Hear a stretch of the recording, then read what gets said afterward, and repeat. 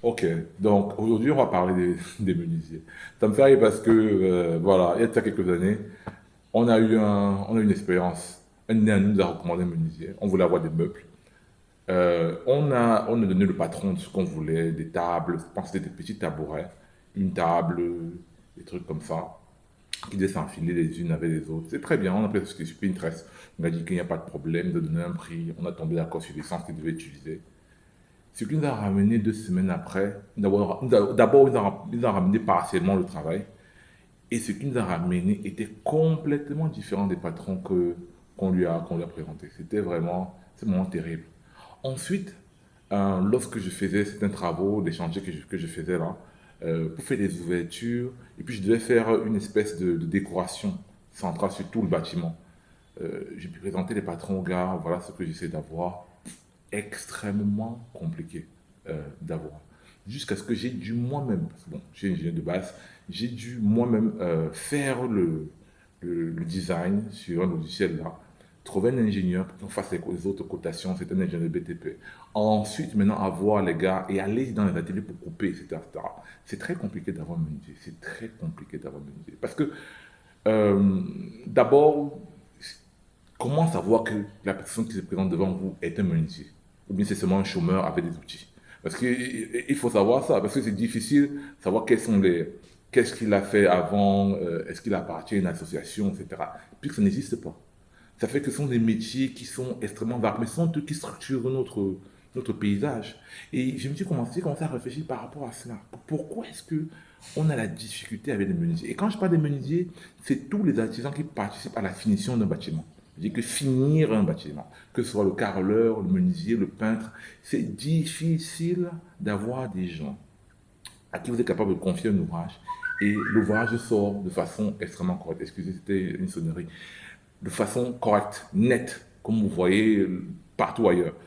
C'est pas parce que, je pense que la première des choses, c'est le déphasage et la pauvreté. Parce que les artisans dans nos pays sont extrêmement mal payés. Il faut dire les choses telles qu'elles sont. Et nous, on contribue à ça. Et même, ça fait que, même si vous décidez de les payer, vous, au-dessus du marché, bien les payer, ça n'empêche qu'il a été habitué à être mal payé.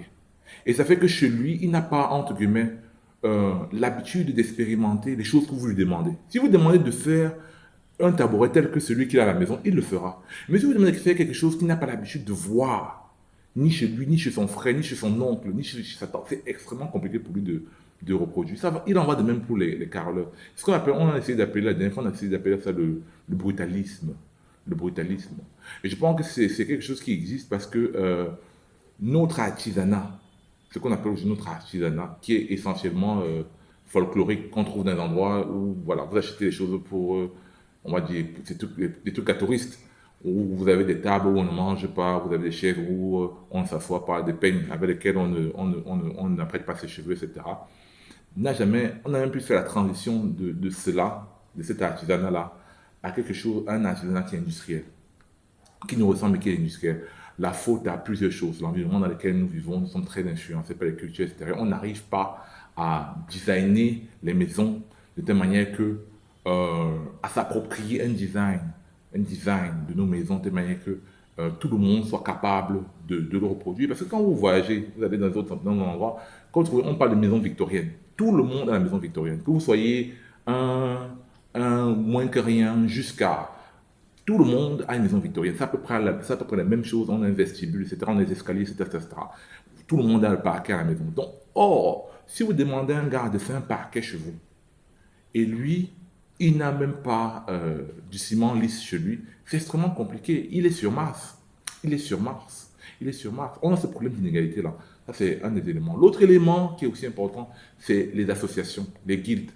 Les gens ne se mettent pas ensemble pour dire que, OK, on va expulser les mauvaises brebis de notre corps de métier et on va élever notre corps de métier en s'assurant que, voilà, pour être un ébéniste, voici ce que vous devez avoir fait, etc. etc. Comme des certifications, donc, comme les comptables l'ont fait, comme beaucoup de professions l'ont fait, les brasseurs, etc., etc. Mais il faudrait qu'on commence il faudrait que les gars s'associent, parce que c'est très compliqué. Très compliqué. Les finitions, c'est vraiment très difficile. Et ça, c'est un des deuxièmes éléments. Le deuxième élément. Et le troisième élément, c'est tout notre art. Hein. Et là, c'est une conversation sans fin. Parce que pourquoi est-ce qu'on qualifie ce que les gens, comment ça, notre artisanat traditionnel, c'est devenu une espèce de folklore que seulement les touristes doivent acheter et qui coûte extrêmement cher. Pourquoi ça? Je n'en sais rien. C'est vrai que c'est une intention, on a un retour des rotins, etc. Mais bon, est-ce que tout le monde veut les meubles en rotin? Ça, c'est aussi une autre question. Mais je pense que, je pense qu'il voilà des éléments sur lesquels il faut réfléchir. Je pense que tout le monde a eu ce problème-là. Tout le monde a eu ce problème-là. Mais j'ai pu travailler avec des gars qui avaient la bonne volonté. Les gars avaient la bonne volonté. On a travaillé, on a quand même réussi à faire ce qu'on va montrer. Mais c'est vraiment avec beaucoup de menuisier, beaucoup de travail et beaucoup de suivi. Et l'autre élément que je voulais aussi souligner avant de finir cette vidéo, c'est la maîtrise c'est-à-dire que vous qui donnez le travail au menuisier, vous devez être capable de connaître exactement ce que vous voulez, à cause des éléments que je vous ai dit. Parce que le gars n'a pas ça chez lui, il n'a pas l'habitude d'expérimenter ça. Ok? Parce qu'il n'y a pas d'association, il n'y a pas de système pour le partage d'expérience.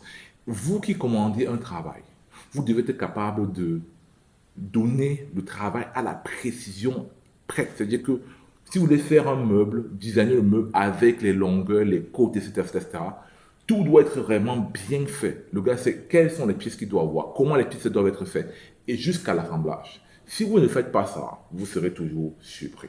Parce que on veut souvent se comporter comme si on était dans un pays super développé, alors que ce n'est pas le cas. Voilà. Maintenant, comment est-ce qu'on règle ce problème voilà, globalement? Voilà, comme on disait, il faut qu'on s'approprie nos lieux de vie et qu'on ait des designs, voilà. Mais ça passe par beaucoup de choses, dans la mairie, etc. Donc, il faut que la réflexion ouverte, la discussion ouverte, mettez vos commentaires en bas, souscrivez et continuez de pousser la chaîne. Merci. Au revoir.